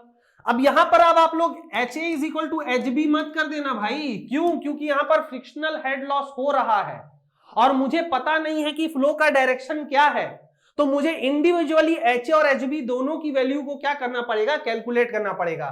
तो HA की वैल्यू क्या होगी, HA की वैल्यू होगी PA/ρg plus VA²/2g plus ZA, यही होगी ना। तो चलो सबकी वैल्यू पुट कर दो, 9.81 इंटू 10⁴। ठीक है, डिवाइडेड बाय 870। अब यहां 1000 मत ले लेना, फ्लूइड कौन सा फ्लो हो रहा है, ऑयल फ्लो हो रहा है। तो 870 इंटू 9.81 प्लस वेलोसिटी एट ए आपको हमने कैलकुलेट किया था 6.37 स्क्वायर इंटू 2 इंटू 9.81 प्लस 0। तो ये जो टोटल एनर्जी हेड एट ए है ये इन टर्म्स ऑफ मीटर आ जाएगी। तो चलो भाई इसको कर लेते हैं, और 4 डिवाइडेड बाय 870 इंटू 9.81 प्लस यहां पर हमारे पास क्या है, 6.37 का स्क्वायर अपॉन 2 इंटू 9.81। तो आप क्या रही है 13.56। ये आपकी कितनी आ रही है 13.56, ये क्या होगा इसका है, ये मीटर होगा। तो हेड टोटल हेड जो है ना, टोटल एनर्जी हेड एट ए की जो वैल्यू आ रही है वो कितनी आ रही है 13.56। उसी तरह से हमको क्या कैलकुलेट करना पड़ेगा, उसी तरह से हमको बी के लिए भी कैलकुलेट करना पड़ेगा। तो चलिए एच बी भी हम कैलकुलेट कर लेते हैं, PB by rho ji plus VB square by 2g plus Z B. तो ये क्या हो जाएगा 5.886 into 10 to the power 4 upon 870 into 9.81 plus 1.02 का स्क्वायर अपॉन 2 इंटू 9.81 प्लस आपका जेड भी कितना है 4। तो ये कितना आ गया आपका, इसको भी मैं कर लेता हूं 5.88 into 10 to the power 4 divided by 870 into 9.81, कोशिश करो मेरे से पहले आंसर लाने का, ठीक है, प्लस इसके बाद आपका क्या आ रहा है 1.02 का स्क्वायर, 02 का स्क्वायर डिवाइडेड बाय 19.62 होता है ये, प्लस ये आपका आ गया 4। तो ये आपका टोटल आ रहा है 10.94 मीटर, और ये किसकी वैल्यू आ गई, एच बी की वैल्यू आ गई। तो भाई यहां पर थोड़ा ध्यान से देखो, एच ए की वैल्यू आई है 13.56, एच बी की वैल्यू आई है 10. एच बी की वैल्यू जो आई है, ठीक है, एच बी की वैल्यू जो आई है वो कितनी आई है 10.94 मीटर। तो यहां पर एक चीज तो आप देख सकते हैं कि जो टोटल एनर्जी हेड जो है वो एच ए का क्या है, एच बी से ज्यादा है, H A is greater than H B. तो अगर एच ए आपका एच बी से ज्यादा है, यानी कि जो डायरेक्शन ऑफ फ्लो होगा आपका, डायरेक्शन ऑफ फ्लो वो क्या होगा, फ्रॉम ए टू बी। जिसका एनर्जी हेड ज्यादा होगा वहां पर क्या होगा आपका, ज्यादा मतलब जहां का एनर्जी हेड ज्यादा होगा वहीं से फ्लूइड हायर एनर्जी हेड से लोअर एनर्जी हेड में क्या करेगा, ट्रेवल करेगा। तो अब हम यहां पर क्या इक्वेशन लिख सकते हैं, यहां पर पाइप है ना, तो पाइपलाइन के लिए मैं क्या लिख सकता हूं, पाइपलाइन के लिए मैं लिख सकता हूं H A is equal to H B plus H F, और यही एच एफ की वैल्यू हमसे पूछी गई है। तो ये क्या हो जाएगा 13.56 is equal to 10.94 plus H F. तो एच एफ की वैल्यू देखिए कितनी आती है 13.56 माइनस 10.94, ये आपकी आ रही है 2.62 मीटर। तो ये आपका क्या हो गया, यही फ्रेंड्स आपका आंसर हो गया। इसी तरह से बर्नौली इक्वेशन को आप क्या करेंगे, सॉल्व करेंगे, समझ में आ रहा है, इसी तरह से आप बर्नौली इक्वेशन को सॉल्व करेंगे। और यहां पर जो बर्नौली इक्वेशन है वहां पर आपको क्या क्या ध्यान रखना है, आपको प्रेशर की वैल्यू पता होनी चाहिए, आपको वेलोसिटी की वैल्यू पता होनी चाहिए, आपको डेटम बहुत ध्यान से डिसाइड करना है। डेटम को डिसाइड करने से पहले आप ये जरूर ध्यान में रखना कि डेटम की हाइट, अगर आप जो भी हाइट है, जो आपका पोटेंशियल हेड है उसकी अगर आप जो हाइट है डेटम से ऊपर ले रहे हैं तो वो प्लस में होगा, और अगर उससे नीचे ले रहे हैं तो क्या होगा, माइनस में होगा, ठीक है। चलो भाई, ये फ्लूइड तो आपका पाइप के अंदर फ्लो कर रहा था, ये फ्लूइड तो आपका पाइप के अंदर फ्लो कर रहा था। लेकिन कुछ ऐसे भी क्वेश्चन होते हैं जिसमें बहुत ज्यादा क्या होता है, आपको डेटा दिया नहीं होता है। बहुत सारे ऐसे क्वेश्चंस होते हैं जिसमें आपको ज्यादा डेटा दिया तो नहीं होता है, पर बर्नौली इक्वेशन वहां पर भी हम यूज कर सकते हैं, ठीक है, वहां पर भी हम क्या कर सकते हैं, यूज कर सकते हैं। अब देखिए इस क्वेश्चन को थोड़ा पढ़ो, इस क्वेश्चन को थोड़ा पढ़ो, क्या बोल रहा है question, a jet is issuing from the nozzle in a vertically upward direction. Jet का मतलब ये होता है वाटर जेट, ठीक है ना, जब भी हम नोजल की बात करते हो यहां पर जो जेट बोलता है, तो यहां पर हम जो जेट की बात करते हैं तो ये जेट क्या होता है, ये जेट ऑफ वाटर होता है, जेट ऑफ वाटर। चलो भाई बहुत बढ़िया बात है, यहां पर एक जेट ऑफ वाटर है जो किसी नोजल से वर्टिकली अपवर्ड डायरेक्शन पर निकल रहा है। Assuming no loss of energy, अब यहां पर थोड़ा ध्यान से समझिए, यहां पर उसने बोल दिया कि भाई यहां पर कोई भी एनर्जी लॉस नहीं हो रहा है, तो इससे डायरेक्ट हम क्या लिख सकते हैं, H F is equal to 0। लो भाई अपना काम बड़ा आसान हो चुका है, क्वेश्चन में ही अपना काम बहुत आसान कर दिया। Determine the diameter of the jet at a point 10 centimetre above the jet, ठीक है, डिस्चार्ज इज 20 लीटर पर second, inlet diameter is 5 centimetre. इसका मतलब मैं आप लोगों को समझा देता हूं हो क्या रहा है, ठीक है। सबसे पहले तो इसको मैं थोड़ा क्रॉप कर देता हूं, ठीक है, ये रहा ताकि आसानी हो। ठीक है, देखिए क्या है फ्रेंड्स, आप लोगों के पास एक नोजल है, आप लोगों के पास एक नोजल है, ठीक है, कुछ इस टाइप से आपके पास क्या है, एक नोजल है, इस टाइप से, ठीक, ओके। और नोजल से क्या हो रहा है, आपका फ्लूइड निकल रहा है, नोजल से आपका कुछ फ्लूइड बाहर आ रहा है,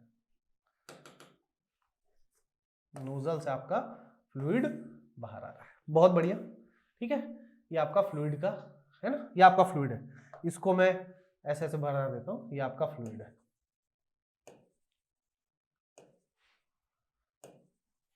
ठीक है।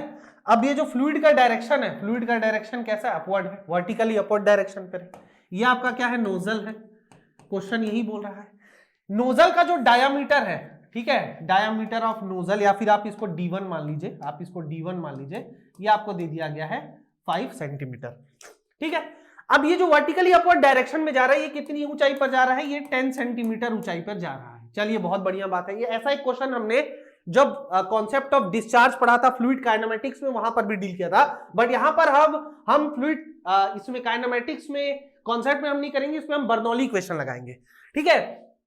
मैं मान ले तो ये सेक्शन 1 है, और ये जो सेक्शन है मेरा, ये जो सेक्शन है, ये मेरा सेक्शन है 2, ठीक है। यहां पर कोई भी हेड लॉस नहीं हो रहा है, तो चलो भाई HF इज इक्वल टू 0। मुझे यहां पर डायामीटर ऑफ 2 की वैल्यू निकालनी है, ठीक है। और कुछ मेरा बोल रहा है क्या, क्या इतना ही तो बोला है ना, मेरा डिस्चार्ज की वैल्यू दे दिया गया है आपको कि भाई डिस्चार्ज की जो वैल्यू है वो 20 लीटर पर सेकेंड है।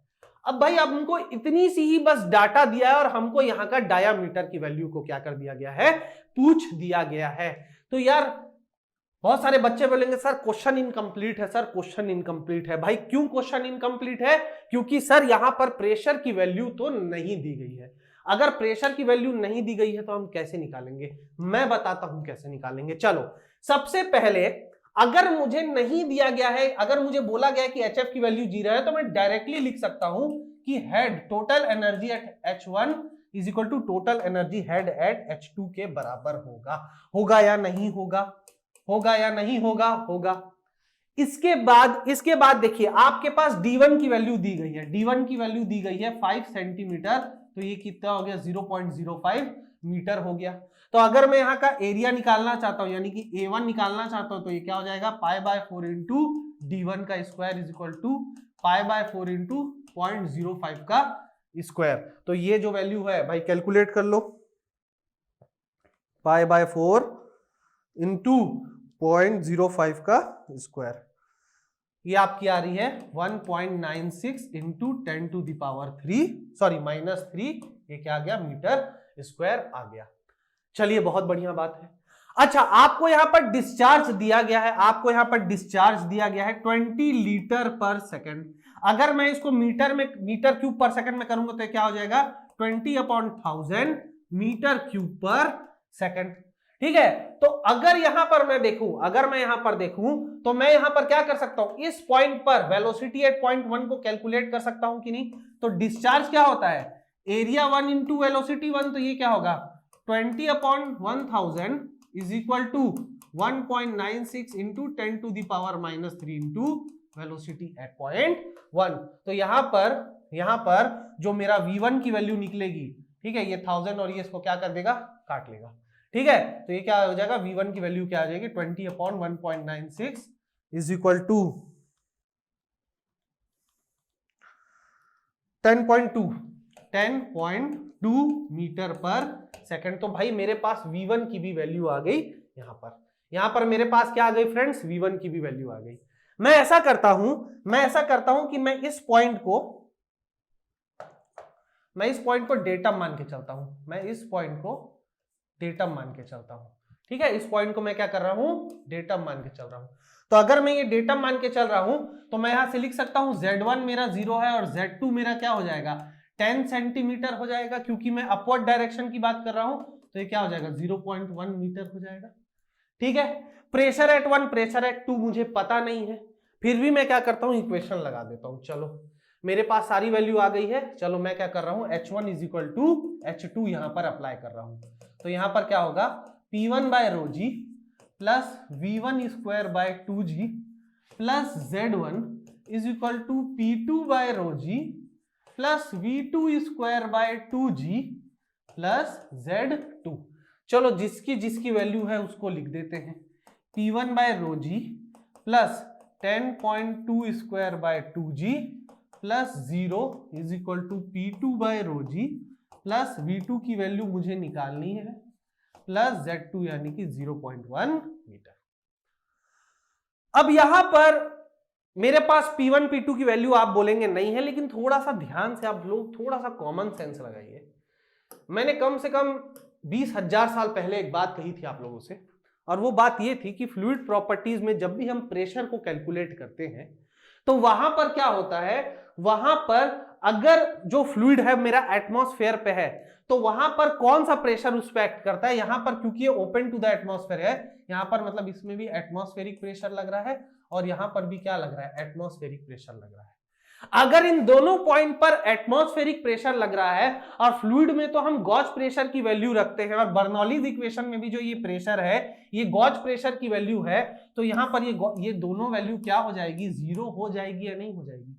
बहुत ध्यान से समझिए, P1 P2 जो है ये आपकी गॉज प्रेशर की वैल्यू होती है, और यहां पर जो फ्लूइड है आपका, यहां पर जो ये आपका फ्लूइड है ये कैसा है, ये गॉज प्रेशर है ना, यहां पर सॉरी यहां पर एटमॉस्फेरिक प्रेशर लग रहा है। अगर यहां पर एटमॉस्फेरिक प्रेशर लग रहा है तो यहां पर गॉज प्रेशर की वैल्यू क्या होगी भाई, यहां तो जीरो होगी ना। तो भाई न्यूमेरिकल हमारा देखिए कितना आसान हो गया, और ये मेरा कितना हो गया, ये मेरा हुआ P1 की वैल्यू भी जीरो, P2 की वैल्यू भी यहां पर क्या हो गई, जीरो। तो मेरे पास एक्चुअली में जो इक्वेशन आया वो मेरा क्या आया, 10.2 square by 2G is equal to V2 square by 2G plus 0.1। तो यहां पर मेरे पास जो V2 की वैल्यू आएगी, यहां पर जो मेरे पास V2 की वैल्यू आएगी वो कितनी आएगी, इसको थोड़ा सा कैलकुलेट कर लेते हैं, इसको कैलकुलेट कर लेते हैं, रुकिए मैं इसको सिंप्लीफाई कर लेता हूं। 10.2 square by 2G is equal to V2 square plus 0.1 into 2G upon 2G, तो 2G कैंसल, ठीक है, तो ये क्या हो जाएगा, under root 10.2 square minus 0.1 into 2G is equal to ये क्या हो जाएगा, V2 हो जाएगा। तो चलो भाई इसकी वैल्यू भी मैं बता देता हूं आप लोगों को, 10.2 स्क्वायर माइनस 0.1 इंटू 19.62, 10.1 आ रही है, चलिए कोई बात नहीं। जो आपकी V2 की वैल्यू आ रही है वो आ रही है 10.1 मीटर पर सेकेंड, ठीक है। तो यहां पर क्या हुआ, 10.1 आ गया, V2 की वैल्यू, V1 की वैल्यू हमको पता है, तो हम यहां पर डिस्चार्ज की वैल्यू भी तो हमको पता है ना। डिस्चार्ज क्या होता है, डिस्चार्ज होगा A1 V1, उसी तरह से किसके बराबर होगा, A2 V2। तो यहां पर मेरे पास V2 की वैल्यू आ गई तो A2 की भी वैल्यू आ जाएगी, तो 0.02 होगा ये, 0.02 is equal to pi by 4 into D2 का स्क्वायर इंटू ये क्या आ जाएगा 10.1। तो यहां से आपकी D2 की वैल्यू आ जाएगी, इसको मैं सॉल्व कर लेता हूं, ये क्या आ जाएगी, root 4 into 0.02 divided by pi into 10.1, 5.02 centimetre. तो यहां पर आप लोग थोड़ा अगर ध्यान से देखेंगे, यहां पर इतना जो मैंने आप लोगों को पढ़ाया, यहां पर डायामीटर कितना था, 5 सेंटीमीटर था, और जस्ट 10 सेंटीमीटर ऊपर क्या हुआ, जो यहां का डायामीटर हमारे पास निकल के आया वो क्या आया, 5.02 सेंटीमीटर। देखिए जो फाइनल आंसर मेरा आया है ना friend, final answer in terms of metre आया है, वो आया है 0.0502 मीटर, तो उसको मैंने सेंटीमीटर में डायरेक्टली लिख दिया, ये आपका क्या है 5.02 सेंटीमीटर। और यहां पर आप देखेंगे भी, अगर आप पाइप को वर्टिकली खड़ा करते हैं तो उनका जो डिस्चार्ज होता है, जो फ्लूइड का डिस्चार्ज होता है, वो क्या होता है, थोड़ा सा उसका जो एरिया होता है वो एनलार्ज हो जाता है। तो यहां पर आपका देख रहे हैं 5.02, मतलब ये आंसर मेरा बिल्कुल सही है। देखिए क्वेश्चन के शुरू में ही दे दिया था कि head loss due to friction की वैल्यू क्या होगी, जीरो होगी। तो जब head loss due to friction की वैल्यू को ही वो जीरो बोल दे रहा है, तो वहां पर डायरेक्टली अब आप क्या कर सकते हैं, टोटल एनर्जी हेड को आप इक्वेट कर सकते हैं, ठीक है। तो आई होप आपको ये सेशन बहुत अच्छा लगा होगा। मैंने बहुत अच्छे से यहाँ पर 2 न्यूमेरिकल्स आपको बताया, ठीक है। जनरली जो पाइप्स और जो टरबाइंस का जो कॉन्सेप्ट है वो इतना नहीं पूछा जाता है, बट पूछ भी देगा। तो जो मैंने यहां पर आप लोगों को पढ़ाया है, ठीक है, जो मैंने ये चीज आप लोगों को पढ़ाया है, इसको आप जरूर ध्यान में रखना, ठीक है। अगर आप इस प्रिंसिपल से चलेंगे ना तो देखना आपका आंसर बिल्कुल सही आ जाएगा, ठीक है। तो चलिए फिर आज के लेक्चर को यहीं रखते हैं। नेक्स्ट लेक्चर में मैं आपको फ्लो मेजरिंग डिवाइसेस के बारे में पढ़ाऊंगा, बहुत इंपॉर्टेंट है। फ्लूइड डायनामिक्स थोड़ा लेंदी चलेगा, ठीक है, क्योंकि फ्लो मेजरिंग डिवाइसेस को पढ़ाने के बाद उसके न्यूमेरिकल, फिर इंपल्स मोमेंटम इक्वेशन, फिर इंपैक्ट ऑफ जेट, तो डायनामिक्स पार्ट थोड़ा सा लेंदी है, बट बहुत इंटरेस्टिंग है, बहुत इजी है। आप बस जो भी मैं पढ़ाता जा रहा हूं इसको ध्यान में रखिए, ओके। आई होप आपको मेरा लेक्चर अच्छा लगा होगा, तो प्लीज इसे लाइक कर दो, शेयर कर दो, कमेंट सेक्शन में लिखिए अगर आपको मेरा लेक्चर अच्छा लग रहा है। तो मुझे बहुत अच्छा लगता है जब आप कमेंट सेक्शन में लिखते हैं, ठीक है। अपने फ्रेंड्स के साथ शेयर करिए, उनको भी ये कॉन्सेप्ट क्या होगा बहुत अच्छे से समझ में आएगा। तो फिर आपसे नेक्स्ट लेक्चर में मुलाकात होगी, तब तक के लिए अपना ख्याल रखें। Thank you so much.